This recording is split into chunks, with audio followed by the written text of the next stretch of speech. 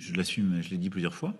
Je pense que la question de la lutte contre le dérèglement climatique et pour la biodiversité est centrale dans les choix politiques que nous devons faire. Ça ne veut pas dire qu'elle prime de manière irrévocable sur tout. Je l'ai déjà dit, moi je ne suis pas pour un droit de la nature qui serait supérieur au droit de l'homme. Mais je pense qu'on ne peut plus penser les droits humains sans penser ces interactions, les conséquences que ça a. De la même manière, si je prends une famille française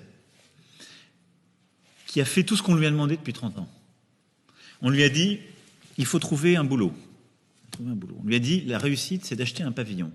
Elle a acheté un pavillon, c'est trop cher dans la grande ville, donc elle l'a acheté à 40, 50, 60 km de la grande ville. On lui a dit, le modèle de la réussite, c'est d'avoir chacun sa bagnole. Elle a acheté 2 voitures.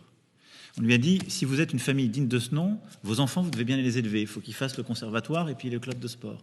Donc les samedis, quand ils ont fait les 4 trajets par jour, les samedis, ils vont emmener les enfants. Cette famille-là, vous lui dites aujourd'hui, vous êtes des gros pollueurs de la mort.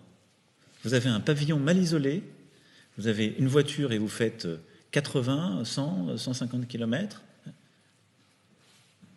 Le nouveau monde ne vous aime pas. Les gens deviennent fous. Ils disent, mais j'ai tout bien fait, et y compris l'État français pendant des décennies m'a demandé d'acheter du diesel. Et j'ai acheté du diesel, et maintenant, tout ce que j'ai n'est plus bon. Ce que je suis en train de vous dire sur l'exemple de cette famille, c'est exactement comme ça qu'à la fin de l'année 2018, cette famille m'a vu. Comme le type qui lui dit d'un seul coup, tout ce qu'on fait au quotidien, parce qu'on a suivi tes conseils, d'un seul coup, ça devient mauvais. Et j'ai compris qu'on avait fait une erreur. Il faut engager nos sociétés dans ce changement. Donc c'est pour moi un changement absolument fondamental de nos sociétés. Il faut qu'on embarque tout le monde dans ce changement et qu'on montre que chacun est acteur. Et qu'on le fasse en donnant une place à chacun, c'est-à-dire aussi en développant massivement des nouveaux secteurs d'activité économique qui permettent de créer plus vite les nouveaux emplois qu'on ne détruit les anciens. Parce qu'il ne faut pas se tromper. Ce changement, il arrive après un des grands changements qu'on évoquait tout à l'heure, qui est celui de la mondialisation dans un capitalisme ouvert. Les classes moyennes des démocraties européennes et occidentales, elles ont vécu le changement comme synonyme de sacrifice. Quand on lui a dit on va changer les trucs pour le mieux, le commerce, elles ont perdu leur job.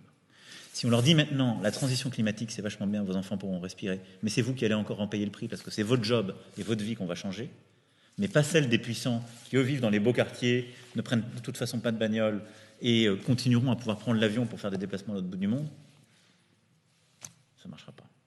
De la même manière, on doit aligner notre agenda commercial. Si nous, on change toutes les règles, qu'on demande des sacrifices, et que derrière, on continue à bâtir des accords commerciaux avec des pays du monde, et la question va se poser, vous allez voir, avec la nouvelle administration américaine, qui ne fait pas les mêmes efforts, on est des fous. C'est-à-dire, vous allez dire à votre agriculteur, il faut que tu fasses des efforts colossaux, tu vas sortir du glyphosate, tu vas faire du 0 pesticide, tu vas faire ceci, tu vas faire cela. Il va le faire parce qu'il pense que c'est bon. Et de l'autre côté, on va faire un accord qui permet d'ouvrir et de faire venir des produits qui sont faits avec OGM, avec pesticides et autres, parce que ça, c'est le commerce. Tout se tient, les gens le voient. Et donc, on a besoin d'avoir des accords commerciaux qui soient complètement en cohérence avec notre agenda climatique, ce qui est une énorme bataille. Et là, il n'y a pas de consensus européen encore. Moi, je me bats beaucoup pour ça. On l'avait porté dans le combat européen de 2019. Là, il y a une vraie différence. Parce que certains pays sont restés avec un logiciel qui est un logiciel d'ouverture et de commerce, que je respecte, mais la variable commerciale reste seconde. Je pense que moi, ça n'est pas cohérent d'un point de vue d'efficacité, mais surtout, ça n'est pas politiquement soutenable. Politiquement.